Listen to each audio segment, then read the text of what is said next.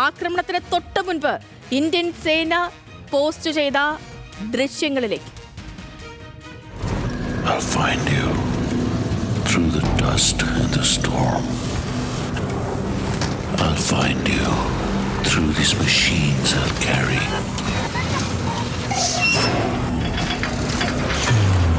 The burden of my brothers and sisters' pain. So I'll find you. You can hide in the distance between shadow and dust, but I'll strike you down when you betray our trust. So I'll find you. That's my job. That's my mission. That's my promise. I'll find you.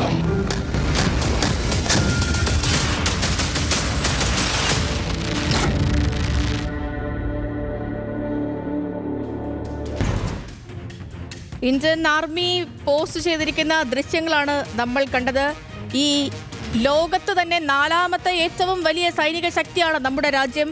ഇന്ത്യയുടെ ആവനാഴിയിലുള്ള 100-ൽ 1 വിക്ഷേപിച്ചാൽ 100-ൽ 1 പ്രഹരം തന്നെ മതി പാകിസ്ഥാൻ തകർന്ന് തരിപ്പണമാകാൻ. അതറിയാത്തവരല്ല പാകിസ്ഥാൻ, അറിയാതെയല്ല പാകിസ്ഥാൻ ഈ ഭീകരവാദത്തെ ഇന്ത്യയിലേക്ക് കയറ്റുമതി ചെയ്യുന്നത് എന്നുള്ളത് കാലാകാലങ്ങളായി ഇന്ത്യ ഉന്നയിക്കുന്ന കാര്യമാണ്. ഇന്ത്യ രാജ്യാന്തര വേദികളിൽ പോലും ഉന്നയിക്കുന്ന കാര്യങ്ങളാണ്.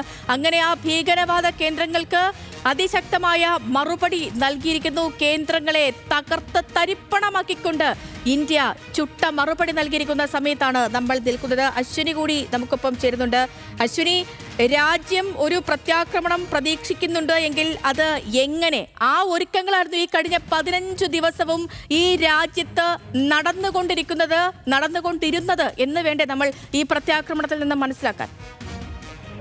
തീർച്ചയായിട്ടും സേതുലക്ഷ്മി, അങ്ങനെ തന്നെ വേണം നമുക്ക് മനസ്സിലാക്കാൻ. കാരണം കഴിഞ്ഞ പഹൽഗാമിലെ ആക്രമണത്തിന് ശേഷം ഇന്ത്യ ഓരോ ദിനവും, പ്രത്യേകിച്ച് കഴിഞ്ഞ 48 മണിക്കൂറിനിടെ അജിത് ഡോവൽ അടക്കമുള്ളവർ പ്രധാനമന്ത്രിയുമായും ഒന്നിലേറെ തവണയാണ് ചർച്ച നടത്തിയത്.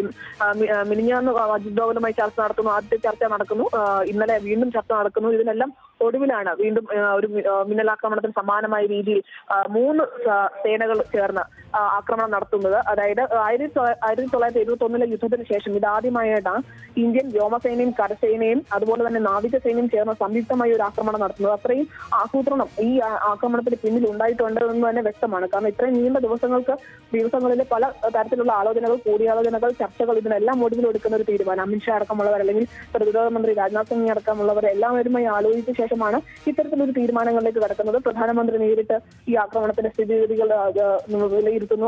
അതായത് അദ്ദേഹം ഉണർന്നിരുന്നു. അതായത് പുലർച്ചെ 1:44 ആക്രമണം നടക്കുന്ന സമയത്ത് പ്രധാനമന്ത്രി ഉണർന്നിരുന്ന ഇതിന്റെ വിവരങ്ങളെല്ലാം അറിയുന്നു, അല്ലെങ്കിൽ അതിന്റെ വിശദാംശങ്ങൾ തേടുന്നു.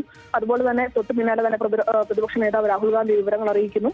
കരനാവികസേനയുടെ പ്രതികരണം അല്ലെങ്കിൽ അതിന്റെ ഔദ്യോഗികമായ അറിയിപ്പ് തൊട്ട് പിന്നാലെ ഉണ്ടാകുന്നു.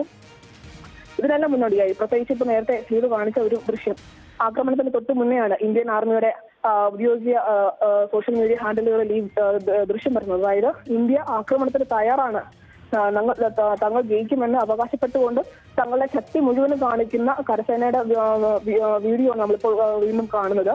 ഇത് സിന്ദൂറിന് മുന്നോടിയായിട്ട് തന്നെ, അതായത് ആക്രമണത്തിൽ തയ്യാറെടുക്കുന്ന സൂചന ഇത്തരത്തിലുള്ള എല്ലാ തരത്തിലും ഇന്ത്യ നൽകിയിരുന്നു. ഒരു മിന്നലാക്രമണം അല്ലായിരുന്നു, പക്ഷേ ആസൂത്രിതമായ ആക്രമണമായിരുന്നു. ഇത് സംബന്ധിച്ച സൂചനകൾ പാകിസ്ഥാന് ലഭിച്ചിരുന്നു അടക്കമുള്ള വിവരങ്ങളും റിപ്പോർട്ടുകളും ഒക്കെ പുറത്തു വരുന്നുണ്ടായിരുന്നു. നേരത്തെയും പാകിസ്ഥാൻ ഇത്തരത്തിൽ ഇന്ത്യ ആക്രമിക്കുന്ന അടക്കമുള്ള തരത്തിൽ പ്രതികരണം നടത്തുകയും ഒക്കെ ചെയ്തിരുന്നു. ഈ ഒരു സാഹചര്യത്തിൽ ഇന്ത്യയുടെ ആക്രമണം എന്നുള്ളത് സ്വാഭാവികമായും പ്രതീക്ഷിച്ചിരുന്നതാണ് എന്ന് വേണമെങ്കിൽ മനസ്സിലാക്കാം. പക്ഷേ ഈ അന്താരാഷ്ട്ര തലത്തിൽ ഈ ഒരു ആക്രമണം എങ്ങനെ കാണുന്നു എന്നുള്ളതാണ് ഏറ്റവും പ്രധാനം. പ്രത്യേകിച്ച് ഐക്യരാഷ്ട്രസഭ അടക്കം ഇന്നലെ സുരക്ഷാ സമിതിയുടെ പ്രത്യേക യോഗം ചേരുന്നുണ്ട് ഈ വിഷയം ചർച്ച ചെയ്യാനായിട്ട്. അതിൽ തീരുമാനങ്ങളൊന്നും ഉണ്ടാകുന്നില്ല. ഇരു രാജ്യങ്ങളും സമാധാനപൂർവ്വം പരസ്പരം ചർച്ച ചെയ്ത് പ്രശ്നം പരിഹരിക്കണമെന്ന തരത്തിലുള്ള അഭിപ്രായങ്ങൾ മാത്രമാണ് യോഗത്തിൽ ഉയർന്നത്. അമേരിക്കയും അതേ നിലപാട് തന്നെയാണ് കൈക്കൊള്ളുന്നത്.